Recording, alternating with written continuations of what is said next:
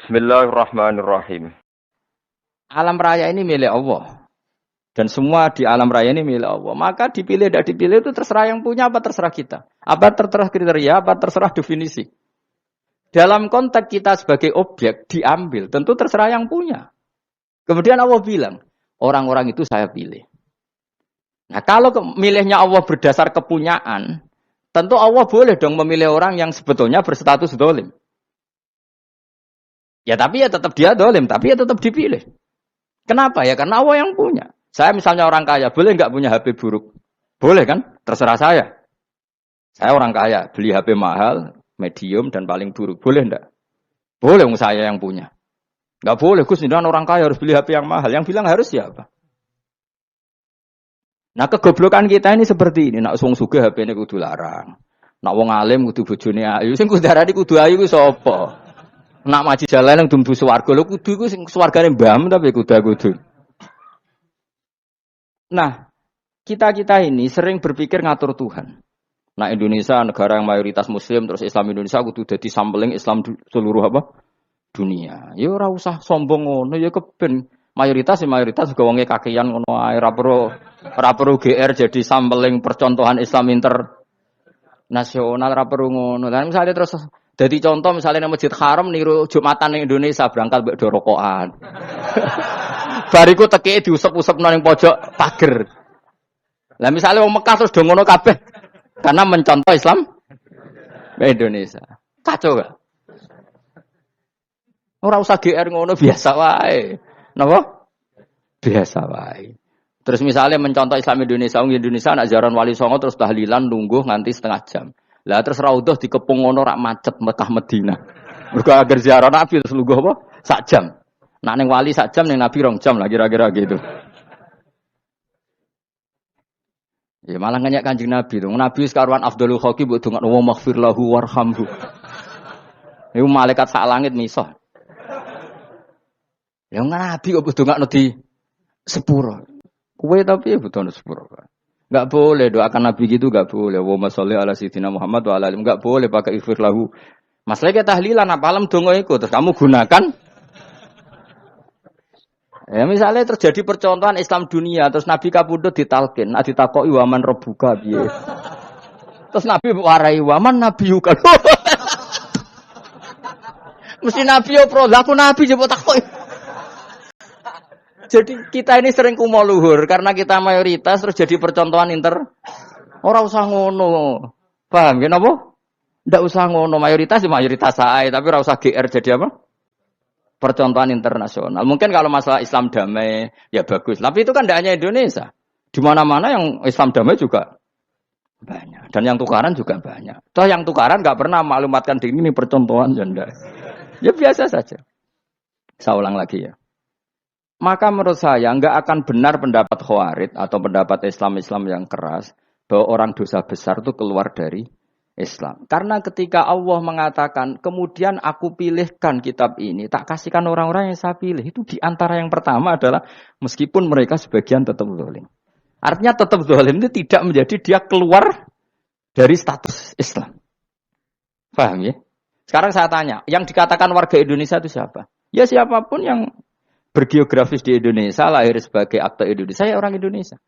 Kemudian ada yang penjahat, ada yang maling, kita penjara. Apa dia keluar dari kebangsaan Indonesia? Enggak kan? Sama ketika orang Islam menjadi zina dan fase koruptor, keluar dari Islam enggak? Enggak. Karena Allah tetap bilang faminhum. Apa? Faminhum. Jelas ya? Wes kayak gak ngarah Khawarij. Kenapa? Kalau Khawarij cara berpikir itu ekstrim. Setiap dosa besar itu mengeluarkan orang dari status Islam. Oh, itu bahaya sekali. Karena nanti kalau itu iya, kita akan kehilangan banyak orang nopo Islam. Makanya Nabi nanti ngendikan, saya berharap yang nanti masuk surga dari umatku itu separuh, 2/3. Itu kata ulama-ulama. Kalau kita pakai mazhab Khawarij, orang Islam itu tidak sampai 1/3. Karena banyak yang keluar dari Islam. Duwe keris gak Islam, duwe akeh ra Islam. Nglakoni jimat gak Islam, nyekel patok gak Islam, dosa gede gak Islam, korupsi gak Islam. Terlalu banyak yang kita usir dari Islam. Lalu kita ngusir atas nama apa? Coba. Kalau atas nama Tuhan, kamu tidak Tuhan. Atas nama wakil Tuhan, Tuhan tidak pernah mewakilkan ke Anda. Orang-orang mandate. Yang kita tahu dari Quran ya ayat ini, "Tsumma awrasnal kitabal ladzina nastafaina min ibadina." Kemudian kitab ini tak kasihkan orang-orang yang saya pilih, dan orang yang saya pilih itu faminhum zalimul li nafsi. Dan sebagian dari itu adalah orang zalim, dan itu jelas bagian dari itu. Artinya keluar apa masuk? Keluar apa masuk? Masuk. Meskipun ya yang zalim tetap berstatus zalim, kayak warga Indonesia, ini semua warga Indonesia. Paham ya? Yang maling ya tetap warga Indonesia. Meskipun ya tetap maling. Jelas ya? Betul orang ya? Makanya ahli sunnah itu pendapatnya falam nukafir mu'minan bil wisri. Kita tidak akan mengkafirkan orang mukmin hanya karena melakukan dosa.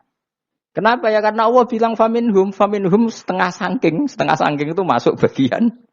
Dan itu luar biasanya Allah disebut istofaina. Tetap orang-orang pilihan. Maka ini penting saya utarakan supaya kita ini tidak sok-sokan. Terus yang zalimul li nafsi pun potensi dimaafkan sama Allah. Asal dia tobat, dan tobat itu sama Allah nggak ada batasnya. Malam yuhur kiri sampai apa? Nafas apa? Terakhir. Dan kadang orang itu sebetulnya nggak niat tobat, cuma ada perilaku tertentu sehingga dan Allah itu simpati. Itu juga banyak yang diterima tobatnya Allah. Makanya kata ulama-ulama itu, istighfar itu tidak syarat diampuni. Yang menjadi orang terampuni itu kehendak Allah.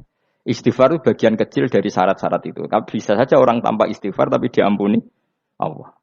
Misalnya Allah dawuh wa yaghfiru ma duna dzalika limay yasa. Itu bukan limay yastaghfir tapi limay yasa. Contoh masyhur kan, kamu pernah dengar kan, ada orang nakal itu, mau misah itu ya kira-kira lonte atau apalah.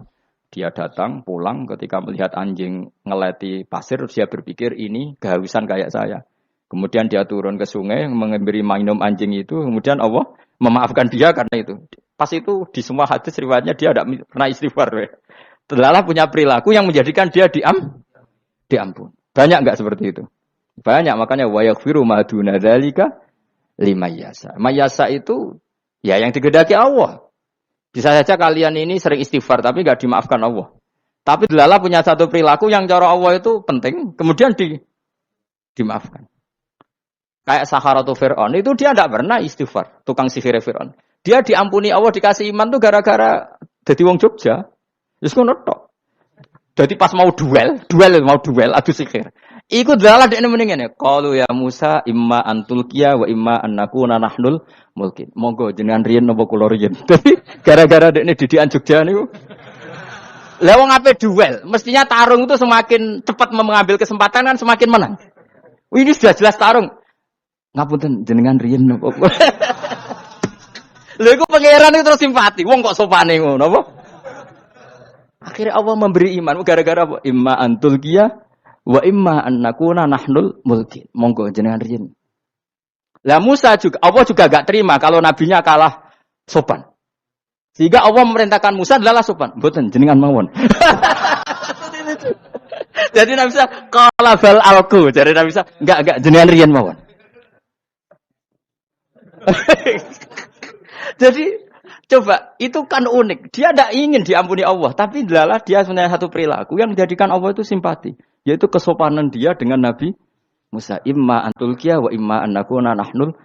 Nabi Musa juga bilang qala bal alqu moga jenengan riyen mawon. Akhirnya sakar nggih nak ngoten. Makanya Firaun itu mangkelnya bukan main. Ketika pertunjukan itu akhirnya kan Saharatu Firaun kan kalah. Setelah kalah langsung iman.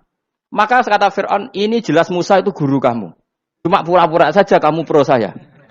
Lah buktinya apa? Jare buktinya tadi monggo-monggonan gitu. Makanya Firaun bilang innahu lakabirukumul ladzi 'allamakumus sihr. Wah, iku mesti Musa iku gurumu. Padahal dia enggak kenal sama sekali. Cuma gara-gara monggo-monggonan tadi itu akhirnya terus pikirannya Firaun. Wah, mesti wis kenal suwi mau gayane tok. Mergo gara-gara monggo jenengan riyen. Mboten monggo jenengan. Jadi makanya sampean jangan putus asa. Makanya keliru sekali kalau kita bilang diampuni Allah nunggu istighfar. Enggak. Tentu istighfar penting, kita sepakat. Istighfar itu penting, kita sepakat. Tapi itu tidak satu cara-caranya Allah untuk orang bisa diampuni. Nabi misalnya yang ngendikan ana wa kafilul yatim kahateni fil jannah. Coba. Orang sering istighfar sama kafilul yatim, kira-kira surganya cepat mana? Cepat kafilul yatim meskipun enggak istighfar. Boleh istighfar terus tapi med ditera karuan. Tak jamin pun rokok alamatnya medhit jelas nih rokok aku roh. Wis jelas. Al-bakhil itu qaribun minan nar, jelas alamatnya deket-deket situ lah, paham ya? Wis jelas as-sakhi qaribun minallah, qaribun minan nas, baidun minan nar. Nah al-bakhil baidun minallah, baidun minal jannah, qaribun minan nar. Jadi wong medhit itu ya deket-deket situ alamatnya sudah jelas deket-deket neraka.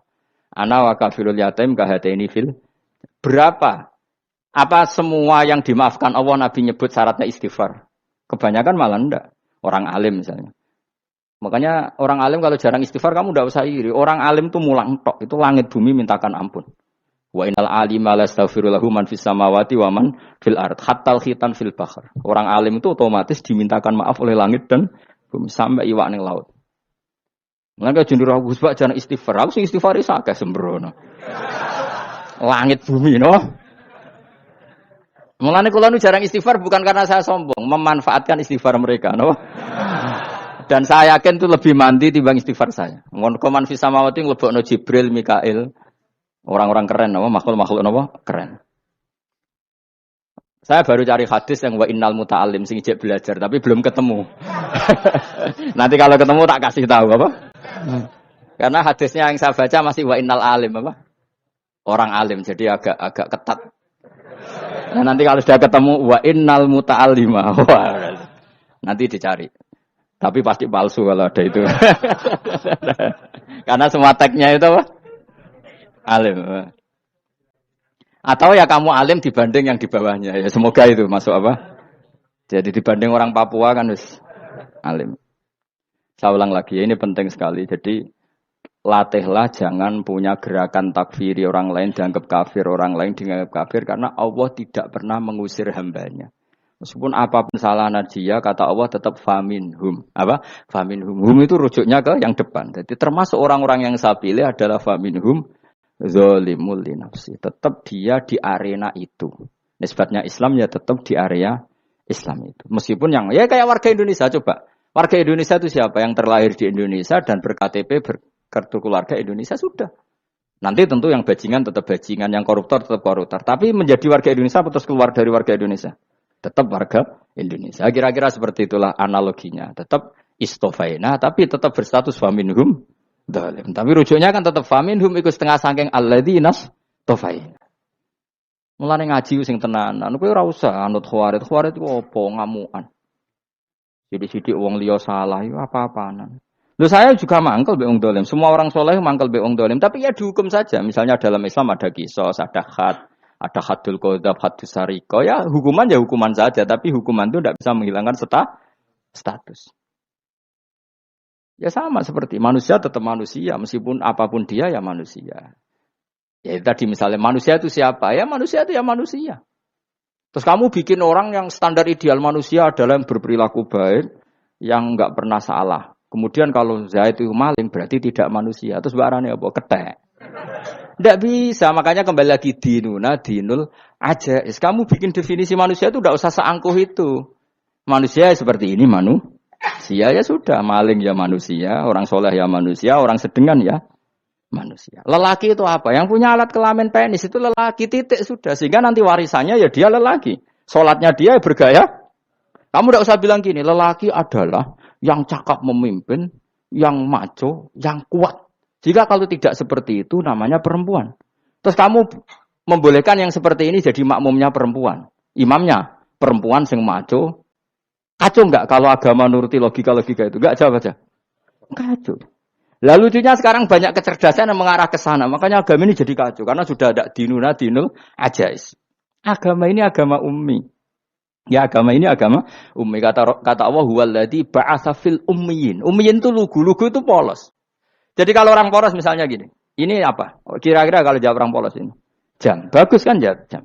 Jam untuk apa? Penunjuk waktu. Ya sudah seperti itu. Tapi kalau orang engkek, ini itu apa jam? Itu barang murahan. Bulat kan oleh jawab. Ono numpak mobil carry itu apa? Itu black melaku. Yang mobil itu Alphard. Jadi kacau. Enggak boleh agama dibawa ke sana. Apa? Agama di sana dibawa ke sana. Nah itu madzhabnya ahli sunnah apa? wal jamaah. Ketika Rasulullah ngendikan la yu'minu ahadukum hatta yuhibba li akhi, ora kok diartini ora iman. Jika yang menyala itu tidak iman, tidak seperti itu cara mengartikan ahli sunnah wal jamaah. Karena status itu tidak pernah hilang. Yang hilang hanya kesempurnaannya. Paham ya? Kesempurnaan kita jadi manusia hilang karena kita maling, karena jadi koruptor. Tapi tetap kita manusia. Kesempurnaan kita sebagai orang mukmin hilang kalau kita fasik. Tapi kita tetap mukmin. Paham ya? Makanya setiap hadis gitu kata ahli sunnah la yu'minu imanan kamilan. Wis dong ya. Dong. Dong. Ya terus alhamdulillah. Subhanallah. Ya doa alim mas malam 22. Malam Lailatul. Aku kadang yang melok goblok aduh. Saya tuh sering dididik sama bapak saya, sekumpul wong akeh kudu melok goblok guys. Makanya bapak itu kalau ada orang pidato, bapak kan juga enggak suka pidato juga, tapi ya kerso kadang-kadang. Saya pun kadang-kadang kerso. Asal sing utus pernah guru, pernah sepuh kadang kerso. Nah, bapak nak pengajian diomongin balik dari bapak, malah bingung. Ngomong apa wae. Coba kita dengan PD-nya bilang Lailatul Qadar itu 21 sampai berapa? 29. Lailatul Qadar. Warna iki malam Lailatul Qadar. Lalu Lailatul Qadar keren tuh karena apa? Karena nuzulul Quran. Lalu nuzulul Quran tanggal 11. Lalu Lailatul Qadar tanggal berapa? Oh, ada nih. Alhamdulillah. Tapi ini jangan jadi keiskalan yang masih itu sudah difitnah. Coro Gus Bak, ya coro Gus Bak, coro Quran ngawur gitu. Sembrono. Memang aku tidak pendapat tentang Quran. Ya ndak ayatnya seperti itu. Maka yang benar, Lailatul Qadar itu kata ulama-ulama dulu, orang yang beramal soleh, ya itu sudah anggap saja dapat Lailatul Qadar. Ora usah ndelok esuk-esuk ndelok srengenge blerengen ta ora. Nek ora blerengen berarti untuk Lailatul Qadar. Jan mendung kan blereng iki. Terus bengi angite sayup-sayup. Anggere dini hari ya sayup-sayup blok-blok aneh-aneh wae. Lah nek pikir segoyo ora, berarti wong laut gak tarah untuk Lailatul Qadar. Mergo segoro kidul langine bianter. Lah nek ning Dieng ya mesti sayup. Mau angin tok gunung wis kesel tadi ora sayup-sayup. Gawe ukuran ojo ngono, gawe ukuran ngono rak wong Dieng luwih ngrasa entuk Lailatul Qadar timbang wong Segoro Kidul. Segoro Kidul angine apa? Buanter. Padahal alamate piye? Sayup-sayup. Mana-mana. Maksudnya alamat ngono iku ora ngono, maksudnya ayat iku Kanjeng Nabi mbadhawuh ngono maksudnya ora ngono. Wes dong ya. Ayo Lailatul Qadar tanggal aku semeneng wong bodho. Kowe enak urip wis happy no? Happy.